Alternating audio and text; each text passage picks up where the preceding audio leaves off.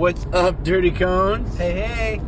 It's Conito, Cody, and me. I guess I'm the out, because you guys are both C's. That's okay. It's okay. You'll forgive me. Cool, Mike. So, this is 2 days after our last one. Yep. While we're driving in the car, we got a little sleepy. Oh yeah. On the way home from the beach. So I was very happy that one, we didn't die, That was a good. and two, that we were able to make it home. Yep. Safe and sound. It's just a good one. Yes, And it was. and then today, well, I don't know. What do you want to talk about? I'll let you take, because I was like, we could talk about the past.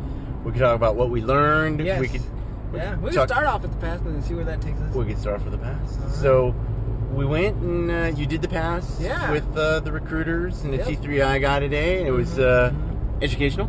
Yes, it was. It was fun. It was cool. What did you learn from doing the pass? Because this is the first time you've ever done the pass. Yeah, this is the first time I've ever done the pass, like, legitly. With, like, all the events, like, Yeah. swim, underwaters, all that jazz. I was pleasantly surprised with my performance. Like, I knew going in, my swim has a lot of work to be done. I am not Aquaman level yet. I'm like Aqua Toddler. Okay. I won't die in the water. But That's good. which is important. Step one. Step one, don't die. Even better. But yeah, going in, like, I knew my emphasis, because of my martial arts and all that, I'm better on land. But it kind of just showed me how much I need to work on in the water. Well, your underwaters are good. I was pleasantly surprised. I was like, Conito, don't mess this up. People are watching. Your life is on the line. And I did it. And I was like, oh man, I got him. And I think the motto of the day, or the lesson of the day, technique. Yes, technique. You know, There's a couple guys out there that are really, really strong guys, but didn't do as well as they could have because of their technique. Both on the run and the swim. And the cows. And the cow. Yeah, the cows, the sit-up, The guy that was doing the sit-ups with me, like, he was working unnecessarily. He was doing negatives. Yeah, well, doing negatives, and he had the 90. His was 90 a 30. was like, that was a pretty intense, you know. And the same thing with the female. Mm-hmm. You know, she had like a 20. Yeah. And I was like, ooh. Mm-hmm. But she knocked out 58, so that was pretty good. Mm-hmm. So it's good. So get in the water for me. That's my lesson. It all goes back to make water your home. Yes. As comfortable as you can, and then when you think you're good, do even more. Do even more. Yeah. You should be comfortable with being uncomfortable. Yes. And I like driving over the. It's an out soundtrack to our life. I think in the last one they probably couldn't hear half of what we were saying. 'Cause here's me. It was a struggle. Oh, because we were listening to Jocko. We're on our fourth podcast. Putting us to soothing. Oh man, he was that voice. The voice, lulls you to sleep. Like melted butter, just smooth as cream cheese on your bagel. So technique. Yes, I like that. Technique is always mindset as well. With the female, she was telling us that like when she wasn't being tested, like for example her run, she was doing a lot. That's right. better. But she freaks herself out. So I mean, personally, I was a little psyched out. I was like, oh snap, this is the most legit thing I've ever done. Don't mess up. So, but just getting calm, just doing your best. Yeah. It worked. Yeah, And just have fun with it. See, like, oh man, I'm uncomfortable. See how much I can push it. Right. Like on the run, I was like, let's see if I can go a little faster. And push a little bit more. Yeah. How'd you feel on that run? Your run was good. Thanks. I like to run. The run felt good. So it's just keeping pace. Once you get that rhythm going, you really are just cruising. Was that a fast pace for you? Because you guys all started off pretty much together. Yeah. Which is, normally you start running, everybody runs, and then people trickle down. Yeah. But for me, it was a moderate. Like, I felt like I could have gone faster. But knowing I had the cows and everything, I didn't want to go balls to the wall, right? Speed and everything. I gave a little bit of a sprint at the end, but for the most part, that was kind of like a which I think fast-ish paced. 9:30's a good pace. Yeah. I mean, I think that so the pass for for Dev Course was yesterday. Mm-hmm. 22 guys didn't make it. Did or did not? Did not. Out of 60, 70? Which is about average. Oh, okay. But nobody got a setback. Oh. Because Indoc is so backed up right now because of the full issues they've been having that they're not giving any setbacks. You know, and there was a guy who, well, there was a couple guys. One guy failed by one push-up. One guy failed the run by 1 second. And yeah, so if you're going to Indoc, you know, I think the story is right now, like, you need to be ultra prepared. You need to be past bare minimum. You need to be, yes. Like if you can, grad standards tonight. Yeah. Yesterday. Yeah. You know, and if you're going to basic training, you need to do your extra. Because what I noticed too is like just talking to them, it's you, and from everything that I've researched, and just like for me, I'm taking extra time. Like a lot of the people who took the pass today, they're shipping out in like months. Right. I'm over here like it's gonna take me a couple years, but I want to be as prepared as possible because from everything I've read, everything I've seen, people talking to, like you get one shot. Yeah. And if that, because some people get lucky with you can, if you fail or if you don't make it, you get the 2 years cross train. You might get a setback, but from I don't know. I've just been complaining about it all the time. There's too many people. Yeah. And it's you have to stand out that much more. Yeah. So. And so you brought up a really good point about you were kind of saving yourself. I mean, 9:30 on the run, you know, for me would be, you know, like everything I got.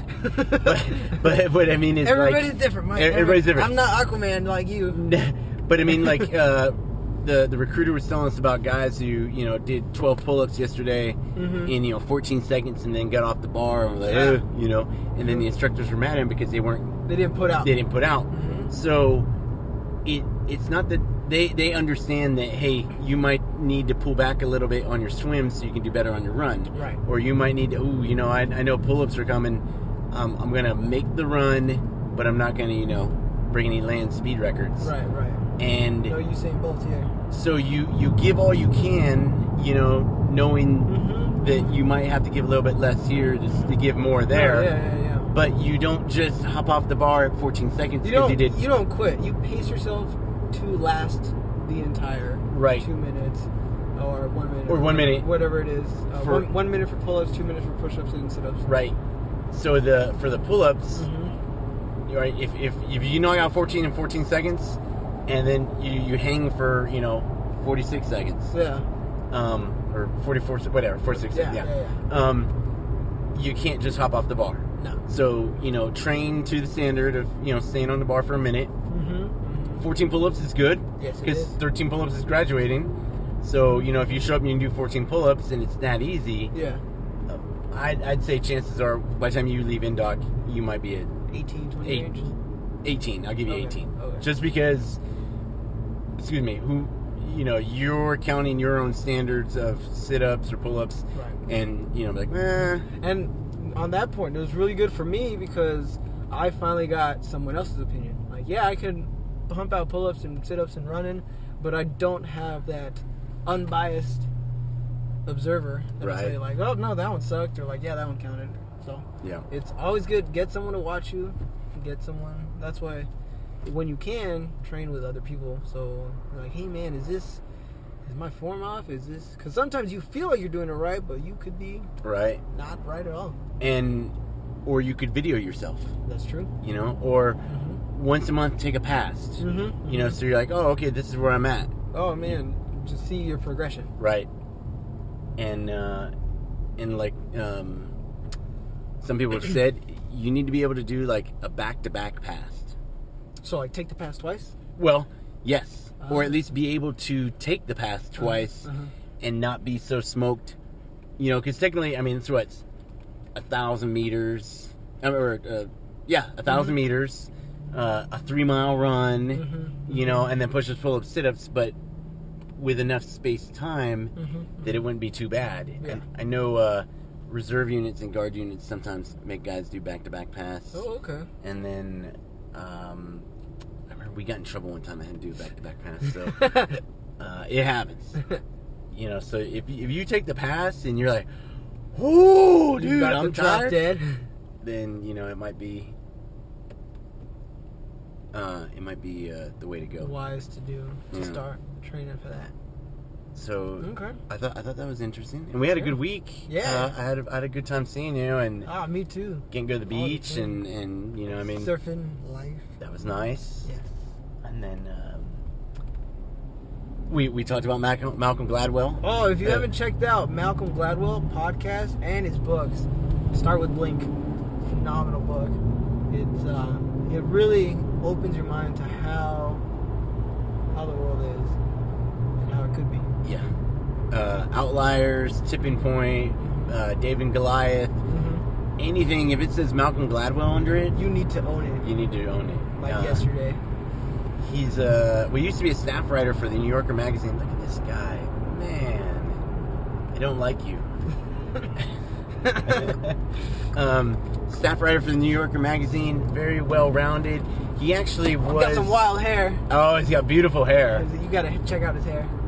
He's a really good runner. Is he? Yeah. Oh, wow. I did not know that. Very good runner, and he was Antonin Scalia's clerk at one time. He got fired. Probably the hair. Which I would take that as if Justice Scalia may not have been the most easiest person to work with. True. Or for. Mm-hmm. And so, if he, I've been fired by better men than you. So if he was to be like, you know what? That's a badge of courage. It's a badge of honor. Yeah, I'd be like, I was fired by him. I've been fired by better men than you. Okay. Good quote of the day. So Malcolm Gladwell, check him out. He's awesome. Yes. So I want to ask you, what was your favorite part of the trip? Oh man, I think just spending time with you. It's a lot of fun, and just not even necessarily talking about pararescue stuff, but just hanging out. Right. I don't know. For me, that's kind of my style. I enjoy. I'm still one to call people out of the blue, hey, how's life? Or what's up? And just for me, just hanging out, meeting your kids, meeting your lady, lady. It was really nice to just kind of, in a sense, see the human side of you. I got you. And just kind of hang out. Mike just loves to hang out. Yeah. That's awesome. See, and I enjoyed, I asked you a lot of questions because I'm trying to get the younger person's perspective. And you speak it so much more eloquently than me, so I'm like, all right. It's dichotomy. The word of the day, word of every day is dichotomy. Well, I love the way you dichotomize everything. You know? So yeah, that was my favorite part. Just hanging out. That was good. I did, and we ate some good food. Oh, Mike, you can cook like nobody else. Thank you. Saving life and dinner time. Well, you might save some lives by dinner time. Yeah. God, because after that passed, I was starving. Oh, me too, man. I was like, we need to eat. Oh, fly struggles. But so, we've, how do I say this? So concludes the tour of San Antonio. Right. But you've opened up.